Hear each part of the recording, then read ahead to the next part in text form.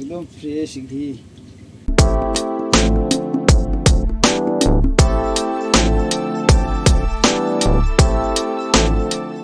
আমি সর জমিয়েছি, অনেকদিন ধরে জমিয়েছি, তা এটা পুরো মাখনই তো বলে, তাই না?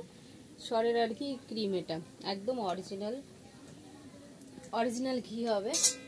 এর আগে আমি বানিয়েছি কিন্তু এতটা বানাইনি।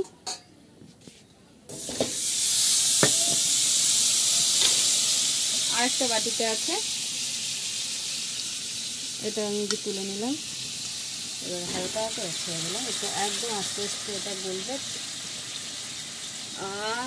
নাগল দিয়ে কি দারুণ সেন্ট। তা বন্ধুরা, তোমার দাদাভাই বলছিল যে আলু সিদ্ধ দিয়ে ঘি ভাত খাবে, তা কেনা ঘি ছিল, তা কেনা ঘিটা খাবো না, আজকে হচ্ছে মানে একদম খাঁটি ঘি দিয়ে ভাত খাবো। সেই জন্য সর জমানো ছিল অনেকদিন ধরে, ঘি তৈরি করা হয় না, তা ভাবলাম আজকে জন্মাষ্টমীর দিন একটু ঘি তৈরি করি। আর একটা দুঃখের বিষয় কি, তোমার দাদাভাই এখন আমাকে তাল এনে দেয়নি, আমি বড়া করবো। বন্ধুরা অনেকটা কালার হয়ে এসেছে সুন্দরভাবে। আমার ঘি হয়ে গেছে, আর এই যে মানে এই খাকিটাও ভাজা খাওয়া যায়, তা এটা লাল লাল হয়ে গেছে, এটা হওয়া মানে বোঝা যায় যে ঘি হয়ে গেছে। আর আমি ঘিটা ছেঁকে দেখাচ্ছি, এটা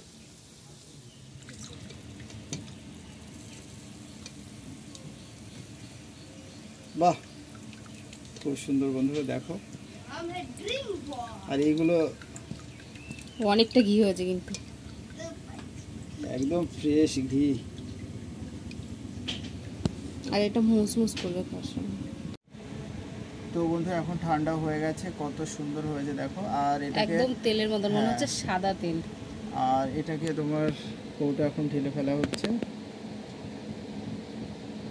50 গ্রাম, এটা পুরো 100 গ্রাম কৌটো।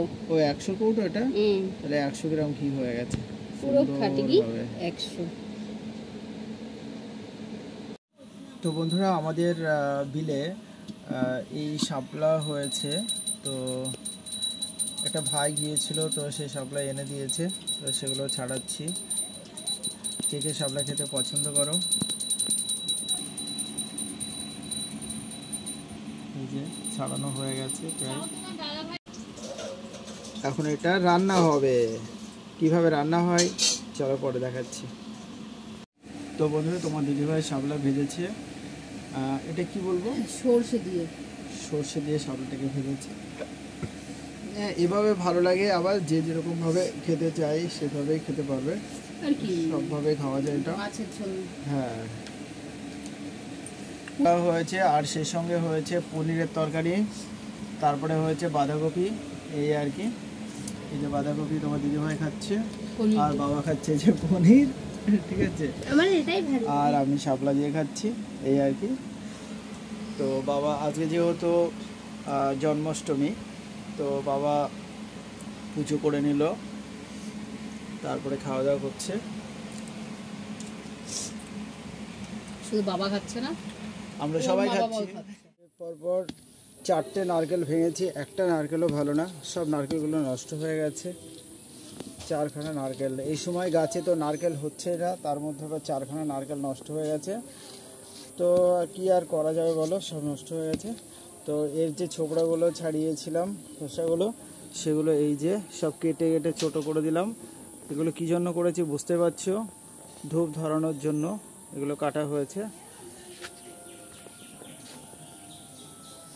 এখন রোদ্দুরে দেওয়া হয়েছে, একটু শুকিয়ে গেলে তুলে নেওয়া হবে। তোমাদের দাদাভাই কাজ করছে আর আমি দেখছি।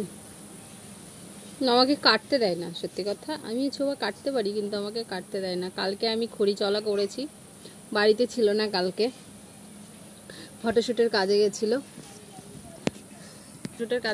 বাড়ি ছিল না। আর আমি কালকে অনেক কাজ করেছি, বাঁশ ফাটিয়ে চলা করেছি, কালকে সারাদিন কাজ করেছি। একদিন কাজ করে আমার হয়ে গেছে, মানে চলা টলা আমার পক্ষে করা সম্ভব না, করতে ভালোবাসি কিন্তু করলেই ঝাল বুঝতে হয়।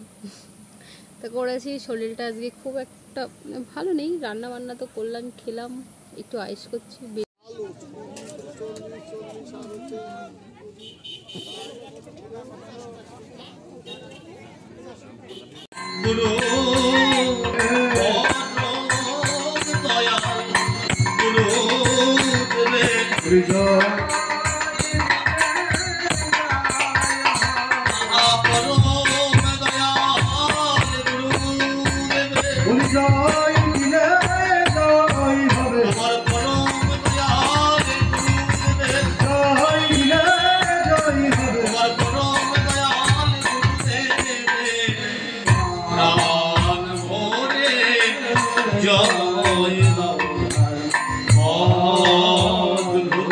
অদ্ভুত